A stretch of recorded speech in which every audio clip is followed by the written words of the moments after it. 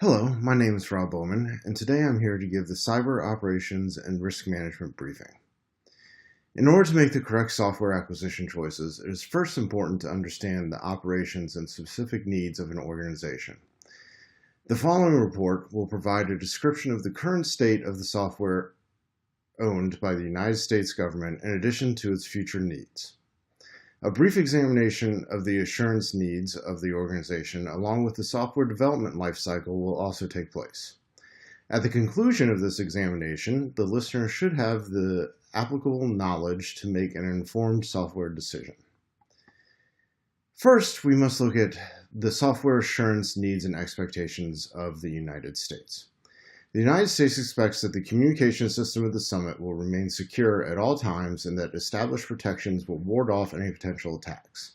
However, should an attack be successful, then the United States would anticipate a quick remediation process that addresses all vulnerabilities.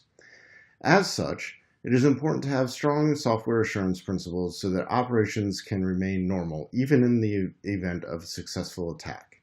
These principles should include the following. Risk factoring, risk concerns of stakeholders are considered.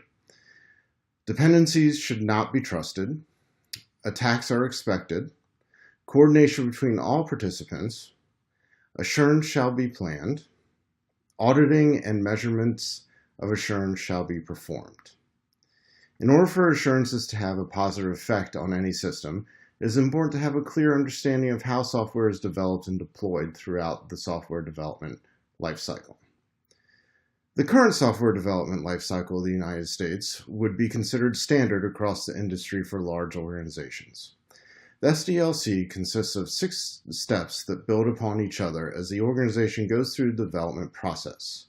These steps consist of planning, implementation, testing, documentation, deployment and maintenance, and maintaining.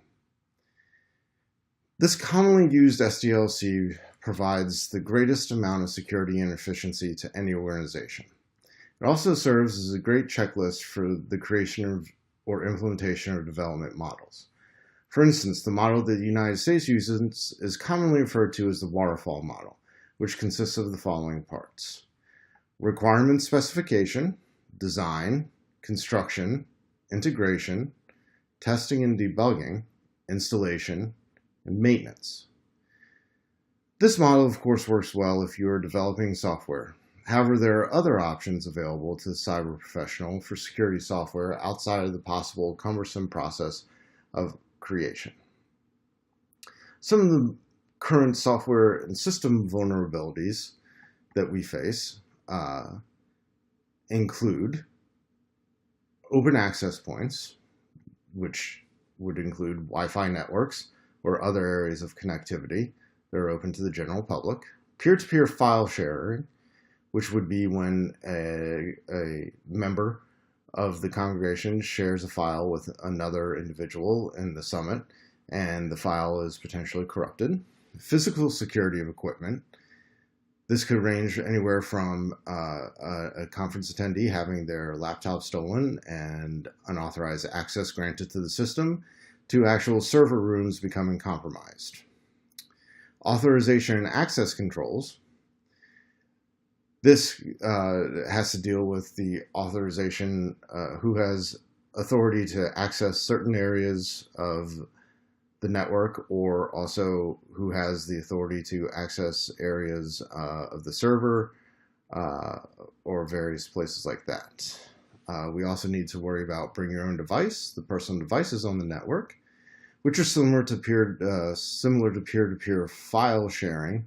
It allows personal devices on the network to have and can have unintended and devastating consequences should these devices have any malicious programs, systems, or files on them.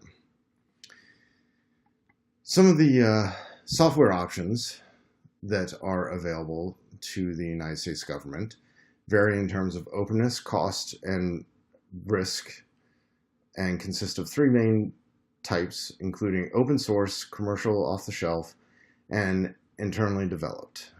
Varying programs can be developed using these different types of software, including, but not limited to, firewalls, anti-malware software, vulnerability testing software, penetration testing software, and other security scanning software.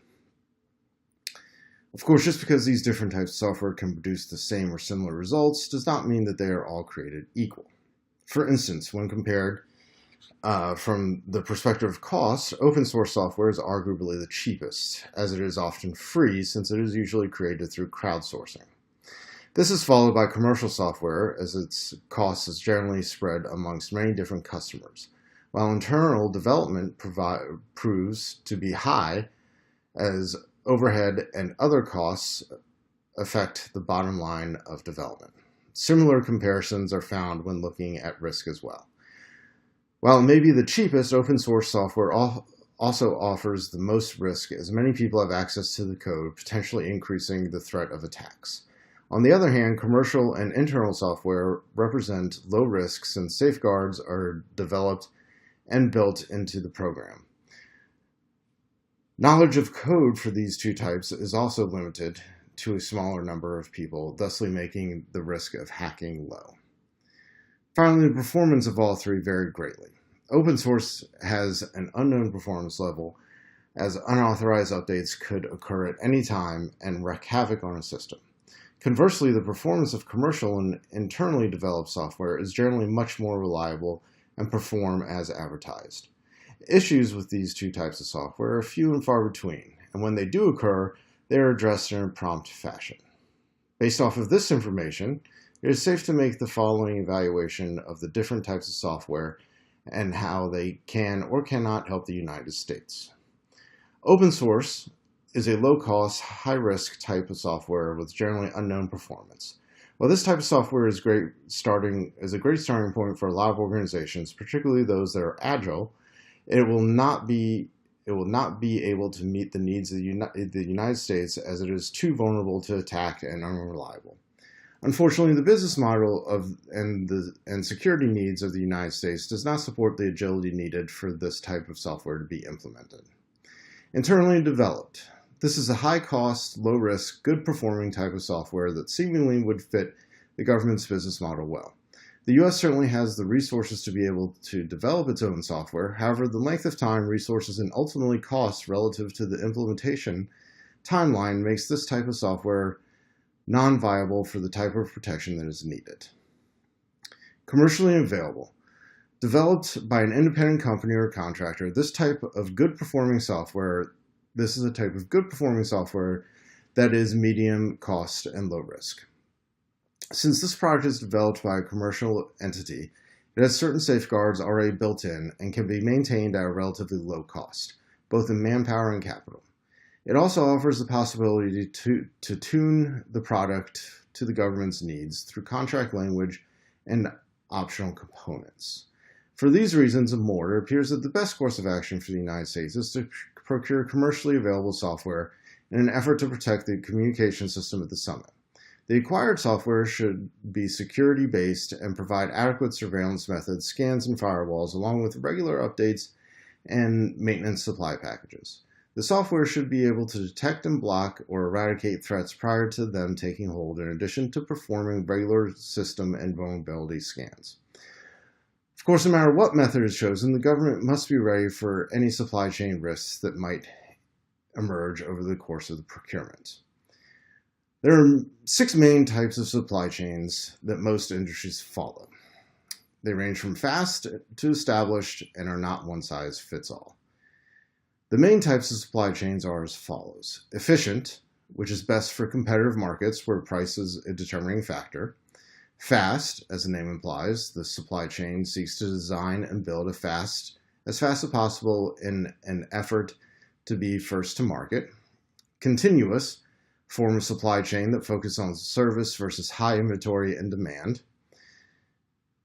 Agile, designed for companies that cater to a clientele who has a need for custom specifications and often require small batches of product. Custom configured, combination of both the continuous and agile models, which works best for industries that produce deliverables with many different configuration options. Flexible, rapid response model that is best suited for those who do not have constant demand flow. Naturally, with every action, there is risk associated, and supply chains are no different. Generally speaking, there are 5 main categories of supply chain risk. These risks are often outside of any one individual's control. The 5 main categories include cybersecurity, financial, labor, natural disasters, and politics. Based off of the above information and taking into account that any of the aforementioned risks could happen to any model, the best supply chain option for the United States would be continuous, as the United States is already well established and values quality over demand. Other supply chains, such as agile and fast, would not be a good fit as they require quick movement while the government is a large bureaucracy. Efficient, custom configured, and flexible would also be poor fits as they require demand flows that do not fit with the government's standard business models. Of course, other factors must be taken into consideration while selecting the correct supplier and supply chain. In addition to all the factors mentioned above, an organization must also examine the costs and contractual obligations of any software prior to purchase. The cost of securing the network will vary depending on the method used. For instance, the development of a software defense program is going to be more expensive than purchasing a commercially available off-the-shelf item. As discussed, this is due in large part to the need to have programming staff on the payroll of an organization in order to produce the desired software. Additionally, there are server and storage costs associated with the creation of the software, which could place a significant burden on any organization. Finally, there is the issue of time concerning the creation of software. Ensuring that the software meets the organization's needs can be a very time-consuming process, so much so that needs of the organization might not be the same once the design process is over. For those reasons, it makes the most sense to procure commercially available off-the-shelf items for the purpose of securing the network. This makes the most sense as it is likely to cost much less than development costs as development costs are spread across a wider customer base. Additionally, the need to have dedicated staff for this effort is kept to a minimum as most of the work outside of the installation is already complete. Many different types of commercially available software work seamlessly with other systems and programs, which is something that, if developed independently, could prove costly both in monetary and time sense. A general average of costs for a commercial software subscription would be around $80,000, which would include for yearly subscription, which would include the startup costs in the first year, a monthly subscription, maintenance package, dedicated manpower for overseeing software once it's installed, and various other costs that are not necessarily itemized. Contract language. A contract should be designed so that it protects the interests of both the purchasing and selling institution. The sellers of the service need assurances that payments will be made in a timely manner, while also offering the assurances of full product functionality. The purchasers need to have assurances that the software will work as described, have available maintenance, and that minimal impact will be incurred on the network. Of course, all of these factors would fall under the guise of ensuring that the promised operational security of the software is met. Naturally, most of the commercially available software already have established contract or acceptable use language. However, that does not mean that there is no room for modifications or the creation of new language. Some examples of language that could be used by both parties include the customer shall be responsible for timely payments in accordance with all agreed upon payment structures. Software or service shall not be duplicated or shared outside of the product license agreement. The supplier shall provide a fully functional software package upon purchase. The software will be provided at the time of purchase completely up to date, including all known patches and upgrades associated with the version purchased. Patches will also be made readily available to the purchaser as soon as they are released. The seller, seller's agents, and software shall not make or attempt to make any changes or modifications to any pieces of equipment, software, or networks without prior written approval and supervision from the purchaser.